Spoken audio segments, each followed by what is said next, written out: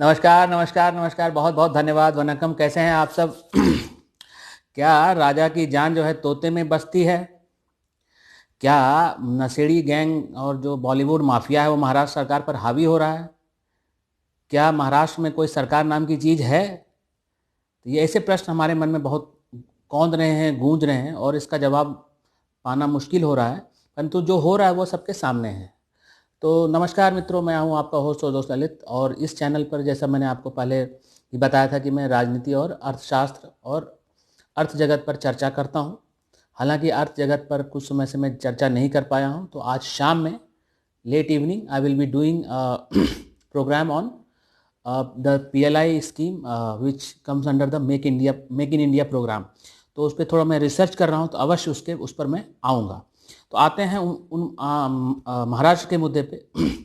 तो आज जो खबर आई मित्रों, वो बहुत चौंकाने वाली थी। चौंकाने वाली इसलिए थी कि जो NCB के जोनल डायरेक्टर हैं समीर वानखेड़े, जब वो कोई कोई रेड चल रहा था वहाँ के ड्रग पैडलर पे, वहाँ के नशेड़ियों पे, तो उन पर 50-60 लोगों ने हमला किया और बड़ी मुश्किल से उनकी जान बचाई गई और कुछ गिरफ्तारियां भी हुई हैं। तो ऐसी घटनाएं बिल्कुल ये दिखाती हैं कि महाराष्ट्र में सरकार नाम की कोई चीज़ नहीं रह गई है, और ये जो बॉलीवुड माफिया है, ये जो नशेड़ी माफिया है, वो पूरी तरह से वहाँ पर हावी हो रहा है। और इसके पीछे है कौन? तो आपको समझना होगा, ये जो ड्रग्स माफिया है, ड्रग पेडलर्स हैं, इसके पीछे सीधे डी गैंग का हाथ है, जो दाऊद का हाथ है। और जो जो जो जो ड्रग्स आते हैं, और जो ये सब पाकिस्तान अफगानिस्तान के थ्रू महाराष्ट्र, मुंबई दिल्ली बहुत बड़ा मार्केट है।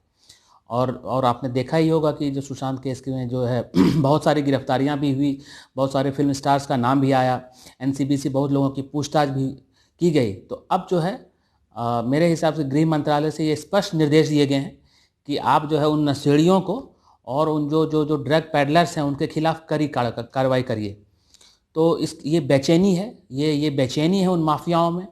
और ये स्पष्ट दिख रहा है कि वहाँ सरकार भी परेशान है, क्योंकि कहीं ना कहीं फंडिंग जो है इन माफियाओं की, इन ड्रग पैडलर्स की, वहाँ की जो राजनीतिक पार्टियां हैं उनको भी की जाती है। तो मैं वोहरा कमेटी की रिपोर्ट पे आऊँगा। तो ये जो घटना घटी है मित्रों, बहुत बहुत चौंकाने वाली है। और कहीं ना कहीं लगता है कि बैकहैंड से जो वहाँ 3 पहियों वाली या 3 टांगों वाली जो बेमेल सरकार है, जो महाविकास अघाड़ी है, मतलब विकास का तो कुछ इसमें भी नहीं दिखाई पड़ता है वैसे मुझे तो, लेकिन फिर भी जो है आप समझिए कि जो है बिल्कुल वहाँ पर जो है अराजकता की स्थिति है।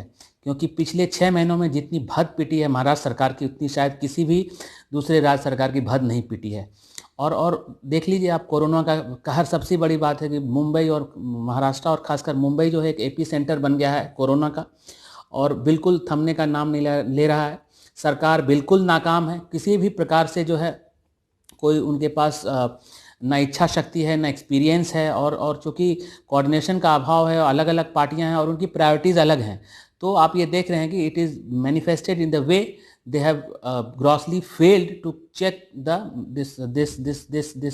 this menace of corona, जो चेक होना चाहिए। हालांकि ट्रेन्स बंद हैं, लोकल बंद हैं सब, और अभी लॉकडाउन का दोबारा ये घोषणा कर रहे हैं, और फिर भी महाराष्ट्र सरकार has been found totally wanting.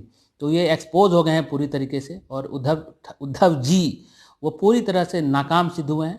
और उनका इनएक्सपीरियंस कहिए, वो कहीं ना कहीं बिल्कुल ये दर्शाता है कि वो जो है इसको संभाल नहीं पा रहे हैं। दूसरी बात जो खलबली मची हुई है महाराष्ट्र में, उसका दूसरा रीज़न ये भी है कि अभी देवेंद्र फडणवीस ने कुछ दिन पहले ऐलान किया था कि अब जो है बृहन मुंबई म्यूनिसिपल कॉरपोरेशन, जो मुंबई नगर पालिका है, उस पर जो भगवा झंडा फहरेगा वो एडल्टरेटेड नहीं होगा, वो प्योर होगा, वो बीजेपी का होगा। उनका इशारा खासकर शिवसेना की तरफ था कि वो कह रहे थे कि शिवसेना जो कांग्रेस और NCP से मिल गई है, तो अब वो वाली शिवसेना नहीं है। तो जरूर मित्रों, शिवसेना जैसी पार्टी है, जैसा इसका इतिहास रहा है, तो एक तरह से एक गुंडा पार्टी रही है, और इस तंत्र को सस्टेन किया है मुंबई म्यूनिसिपल कॉरपोरेशन ने, जहां उनका 1990 से कब्जा है।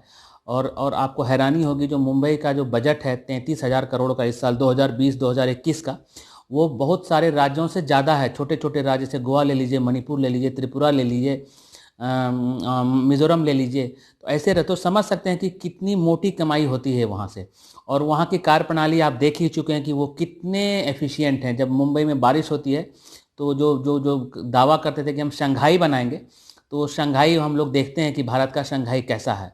तो मुंबई म्यूनिसिपल कॉरपोरेशन या बृहन मुंबई म्यूनिसिपल कॉरपोरेशन की कार्यप्रणाली, उनकी कार्य क्षमता, उनकी इफिशियंसी हम सब देख चुके हैं और उसकी ज़्यादा तारीफ करने की आवश्यकता नहीं है। लेकिन शिवसेना का जो प्राण अटका हुआ है, जो जो जो जो वो है मुंबई जो नगर महापालिका में, तो अब भाजपा ने डायरेक्टली अटैक किया है कि हम जो है 2022 में वहाँ पे हमारा वो प्लान होगा कि हम जो है उस पे हमारा मेयर और हमारी वहाँ पे जो है, वहाँ जो वार्ड्स हैं 227 वार्ड्स, वहाँ पे हमको बहुमत लेना है। क्योंकि पिछले जो 2017 में चुनाव हुए थे तो बीजेपी और शिवसेना अलग अलग लड़ी थी, despite being a part of the government at the state level. तो वहाँ पे बीजेपी ने चौंकाने वाले नतीजे पेश किए। शिवसेना को 84 सीट मिली out of 227 and BJP vote 82 seats. तो बीजेपी ने दिखा दिया शिवसेना को कि वह बहुत बहुत करीब है सत्ता के, और वो दिन दूर नहीं है जब बीएमसी पे बीजेपी का कब्जा होगा। तो इससे भी शिवसेना में कहीं न कहीं बेचैनी है। तो ये जो बॉलीवुड माफिया है, ये नशेड़ी माफिया है, ये पूरी तरह से बेचैन है। इनकी फंडिंग जो ये फिल्म और मूवी करते हैं, कहाँ से पैसा आता है? इतने जो बजट की जो जो जो 100 करोड़ 400 करोड़ 500 करोड़ का जो जो मूवी बनाते हैं, उसका पैसा कहाँ से आता है? और कौन ऐसे रिस्की वेंचर में पैसा लगाएगा जहाँ आपको लगे कि सक्सेस रेट 2% 4% है? तो वो पैसा दाऊद का आता है, वो पैसा गल्फ कंट्रीज से आता है, वो ड्रग्स के धंधे से आता है, और वो उसको ब्लैक को वाइट किया जाता है। तो ये बेचैनी है, और ये लोग कई वर्षों से इनका जो है एक तरह से 1 2 का 4 4 2 को 1 करते आए हैं। और इनके वहाँ के राजनेताओं के साथ, खासकर शिवसेना और एनसीपी के साथ घनिष्ठ संबंध रहे हैं, इन खास करके मूवी माफियाओं का, ड्रग पैडलर्स का और दाऊद के एजेंटों का। आपने कई बार देखा होगा कि ये लोग कई पार्टी में, ये फिल्म स्टार्स वगैरह हैं, आपने देखा होगा इनको भी वहाँ पे दुबई में, लंदन में उनके साथ पार्टियां करते हुए आईएसआई एजेंट के साथ।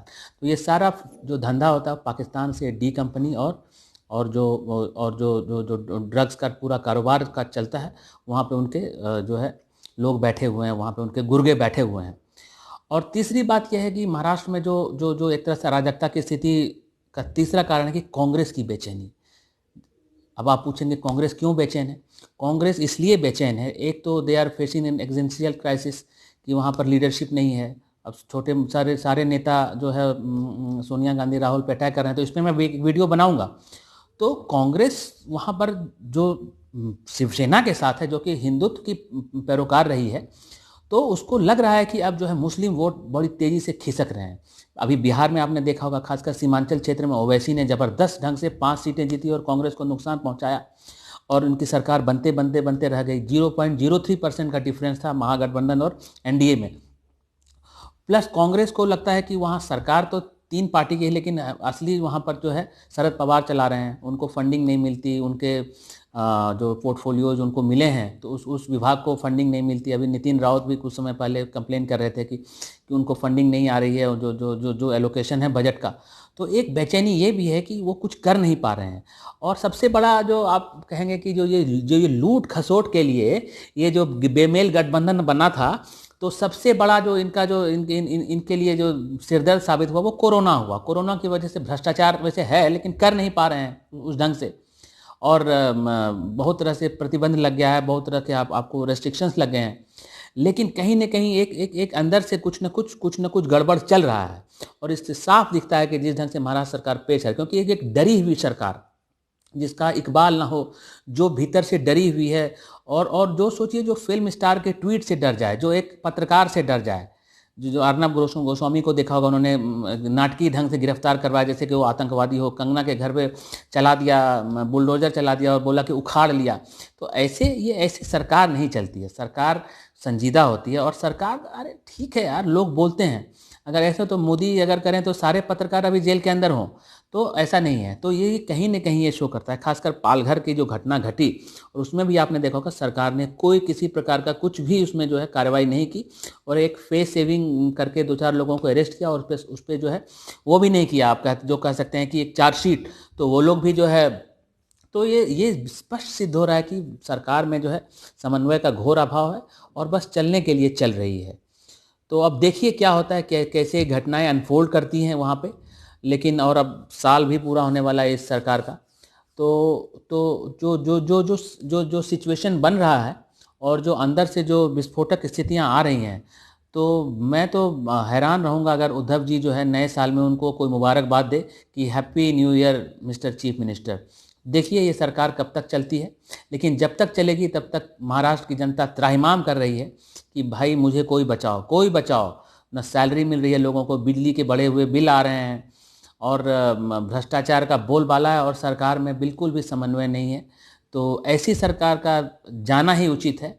और ऐसी सरकार जो बनी थी, जो अपहरण के जनादेश का अपहरण करके बनी थी, तो ऐसी सरकार को सत्ता में टिके रहने का एक भी दिन का अधिकार नहीं है। तो बहुत बहुत धन्यवाद। अभी मैं शाम में जो है आपको PLI स्कीम पे आपको अर्थशास्त्र से रिलेटेड जो चीज़ें हैं इसके मैं आपको शेयर करूंगा, आपके साथ डिस्कशन करूंगा, कोशिश करूंगा एक फेसबुक लाइव करने का। तो many many thanks and keep on supporting. अगर आपको ये चैनल अच्छा लगा तो इसको प्रमोट करिए, लाइक करिए, सब्सक्राइब करिए, शेयर करिए, और अपने कमेंट दीजिए, अपने फीडबैक दीजिए। मैं आपके सारे कमेंट्स पढ़ता हूँ और बिल्कुल उस पर मैं आपको जवाब दूंगा। धन्यवाद, थैंक यू।